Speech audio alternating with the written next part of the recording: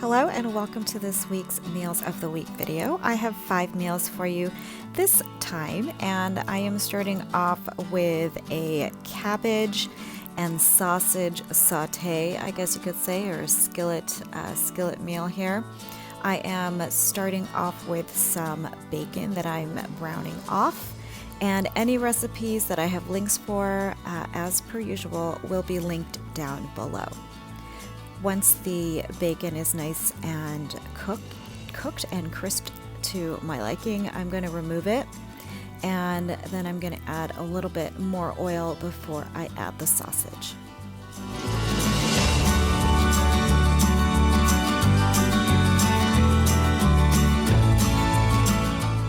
Once the oil is back up to temp, I'm going to add the sausage and turn them so that both sides are cooked again to my liking before adding the rest of the ingredients.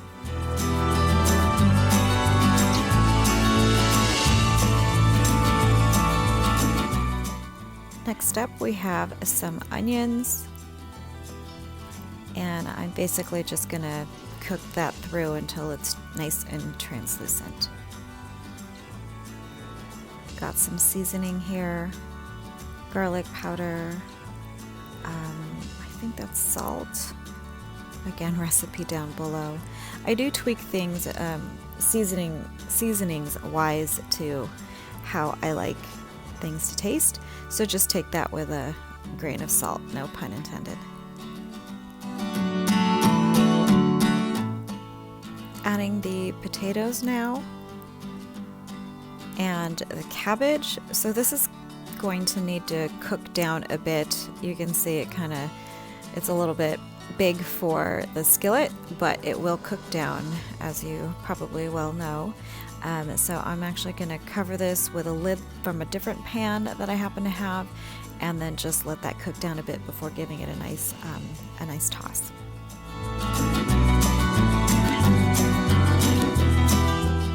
To help it cook down a little bit more, I'm adding some it's water with chicken bouillon, so that goes in before putting the lid, as well as a bit of apple cider vinegar. More seasonings. We have some pepper here, and we're ready to cook down.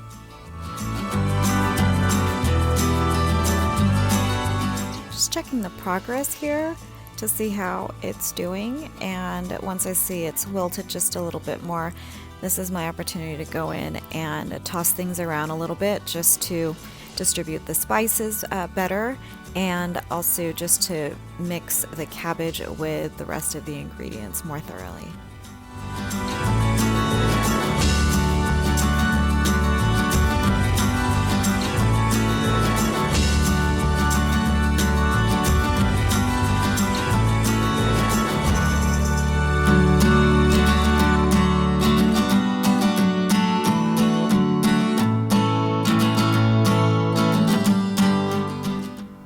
You can see as I'm turning things around here that the cabbage is picking up a bit of the browned goodies that are at the bottom of the skillet. I'm really waiting for the potatoes to cook. So really, once those are cooked through, fairly firmly, that is my signal that this is nearly done.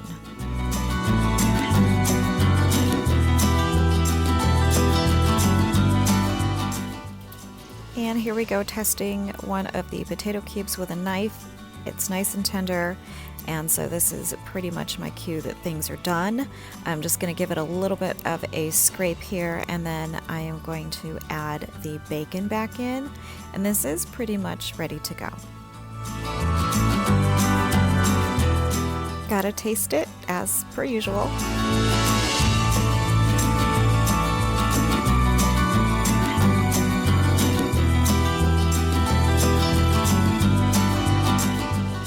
I've let this cooked a little bit longer to let the liquids evaporate without the lid. Again, just a bit of a final stir.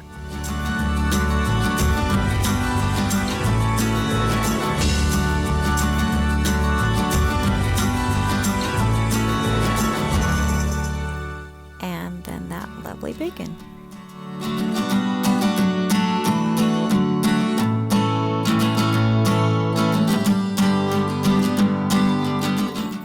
And there you go. That is our nice and delicious skillet stir fry, I guess you could call it.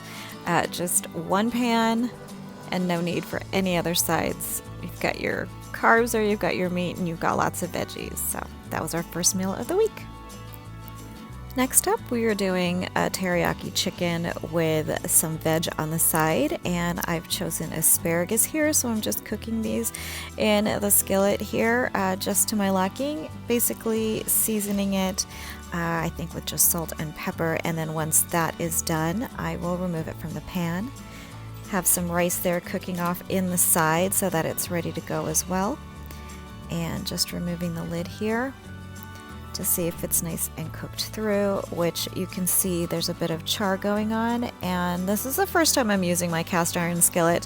If you not the first time obviously, because I think I used it in the last recipe, but first week using it, so I'm just getting used to it and I'm really liking it. Seasoning the asparagus a little bit again, as I mentioned, and then just removing it when it's all nice and done.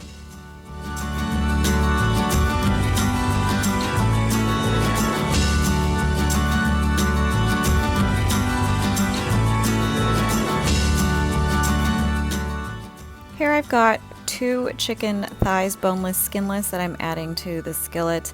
I didn't add any additional oil. It has been marinating in the Yoshida marinade and sauce. I'm just trying to remove as much of the sauce as possible without having to pat dry. Don't forget those little bits because they're super delicious, very tiny, and I will be able to eat them soon. So here we go, just turning everything around, and I'm basically just going to cook these until they're browned and cooked through.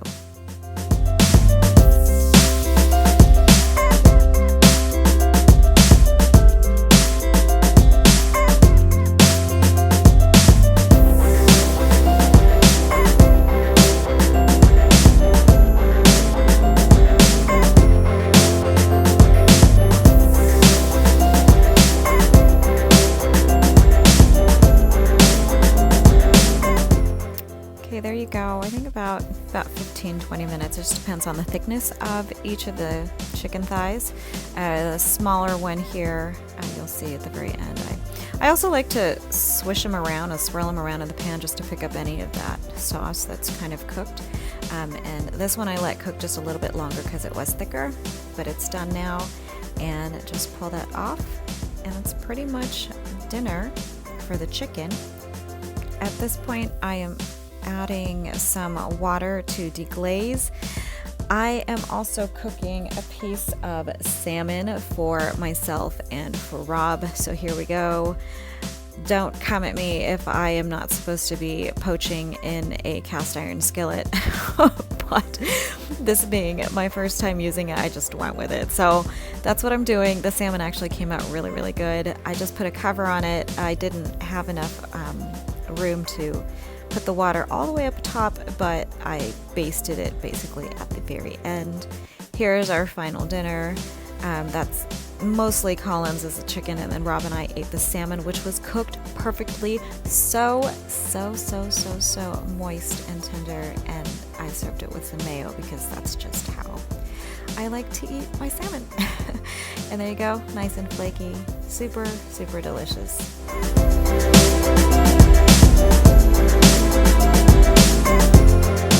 Next evening I have for you is a shredded beef burrito, and I basically just followed the recipe on the back, adjusted for whatever seasonings I happen to have. So I got that meat. It's pre-cooked and pre-packaged. I got it from Costco. I think it was like about $9 or $10 for the 3-pound bag. So I am just sauteing some onions until they're a bit more translucent. You can see they're kind of becoming less opaque here. And then at this point, I am going to go ahead and add some seasonings. Again, just based on the recipe, you can freeze the frame and just sort of screenshot if you wanted to follow the recipe.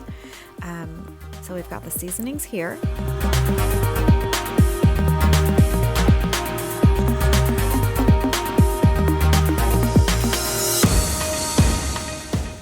adding about a third to just a little less than a half of the packaged beef.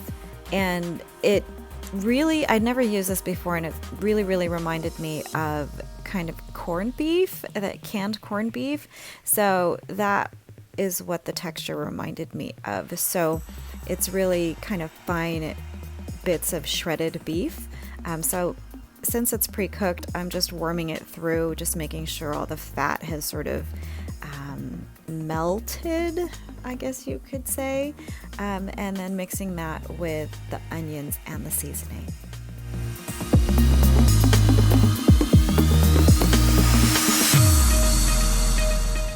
Recipe calls for salsa, which I did not have, but I did have 1 can of Rachelle, so I went ahead and added that.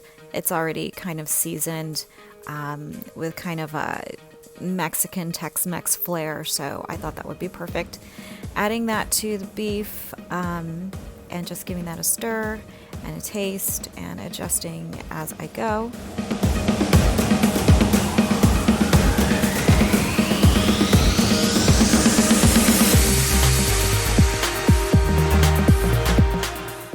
One final taste, and we're ready to go. Served with tortilla. I have some coleslaw mix that I mixed with a chipotle aioli and some sour cream to kind of be the dressing for my coleslaw salad, and that's pretty much our dinner for this evening.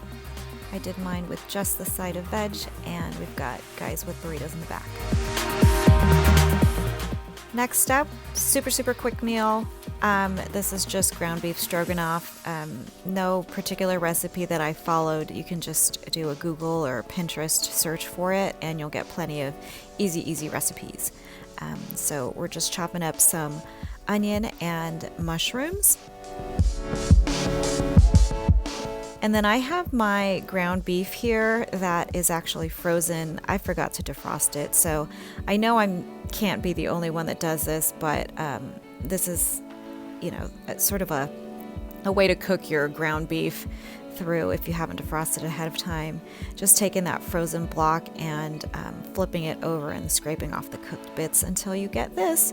So, and once all of the ground beef is done, I just make a little space in the middle to add the onions, and so that's what I'm going to do to saute them.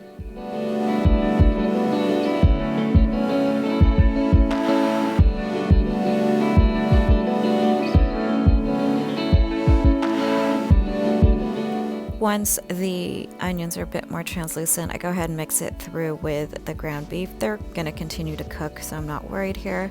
Adding the mushrooms, and I am going to mix that around again. You see everything's just cooking down. And then I'm going to add my seasoning.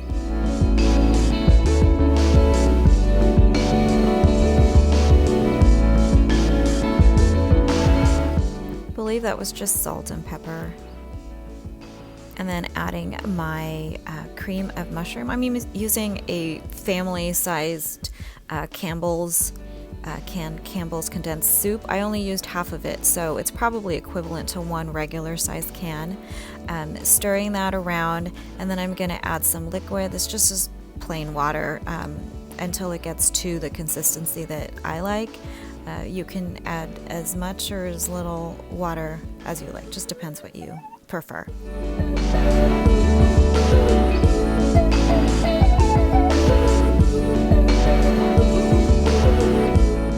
Adding a bit of Dijon mustard here, for that sort of more stroganoff-y flavor. That's not a word, but I did use it just now. Give that a final stir. And then I think we're pretty much ready to go. I'm going to taste, as I always do, adjust, and I'm adding a sprinkle of, I have dried parsley here that I'm adding. If you have fresh, you can add that as well. I'm also adding some minced onion just to bump up that oniony flavor.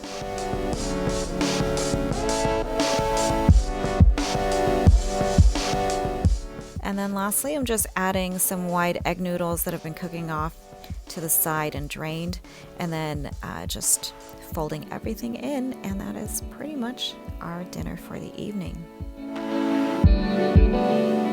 As a last little touch, you can add some sour cream to this. I believe that's pretty traditional when it comes to beef stroganoff. But here is our dinner for the evening. I added a little bit more parsley up top, and I did cheat. I had some carbs tonight, and I did enjoy this delicious meal. Last up, I am doing some spare ribs in the crock pot. I am following a recipe again. It will be linked down below. The recipe originally calls for baby back ribs, but I bought these regular spare ribs. The instructions say to remove the membrane on the back side of the bones. Couldn't find any, so I went with it. I've never done spare ribs before, so I have mixed all of the seasonings as per the instructions, and I'm going ahead and coating both sides of the spare ribs.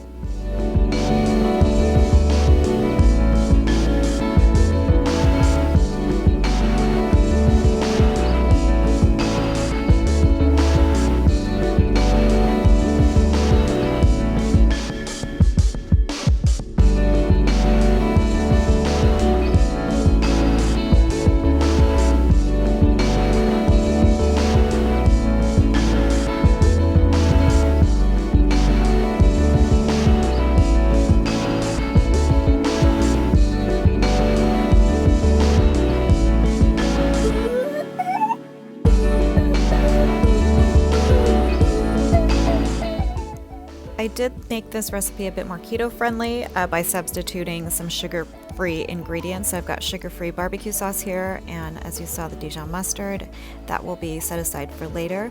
And the spice rub, I did I subbed out of the sugar and used monk fruit. So here we've just got some aromatics. I am quartering an onion, and then I'm going to separate the layers.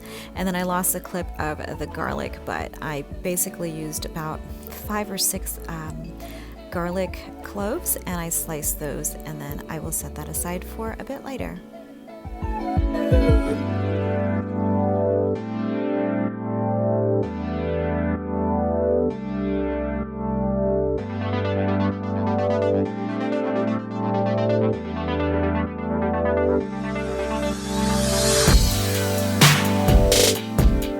In with the Dijon mustard and the barbecue sauce, that's basically going to marinate and season the spare ribs. So putting a bit of Dijon mustard on here, I'm going to slather that on. The recipe says to put Dijon mustard on all 4 sides of these 2 sort of half slabs, so that's what I'm doing, and then the barbecue sauce just goes on the top, so not on the side with just like the bottom of the, like with the bones. So I'm doing that here. I'm doing mustard on all 4 sides, and then I will put some barbecue sauce on the very, very top.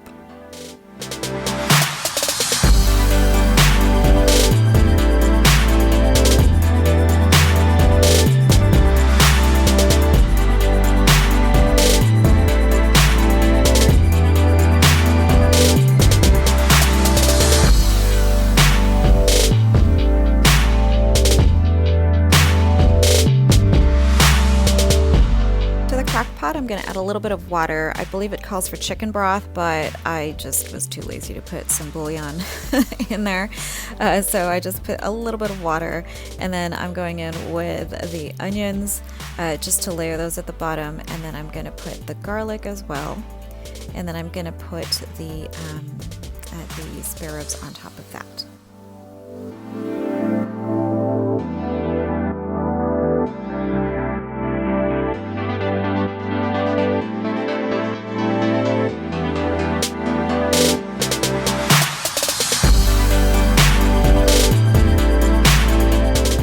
I cooked it on low for 8 hours, but you can do it on high for 4, and I just set it, and this is what it looks like after a few hours. Yes, I know you're not supposed to open the lid, but I am not the only one that does this, I know.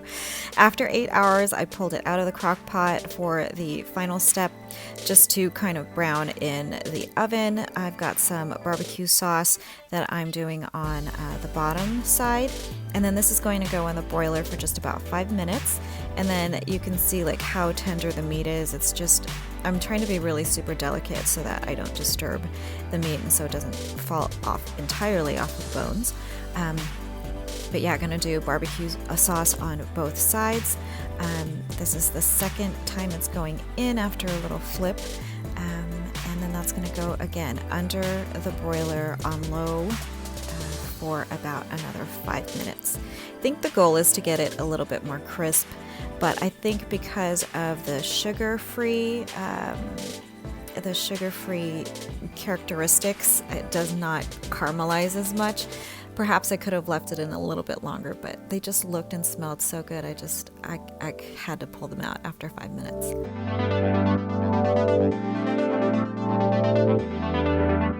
And there you go. So that is the finished ribs.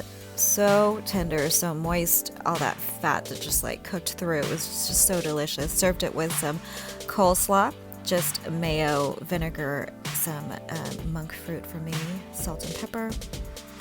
And I have a side of rice there for the guys. Hope you guys enjoyed our meals for the week. Very, very lengthy video, but I hope you got some good ideas for your family. I will see you in the next video because my dog's barking now, so take care. And thank you so much for watching.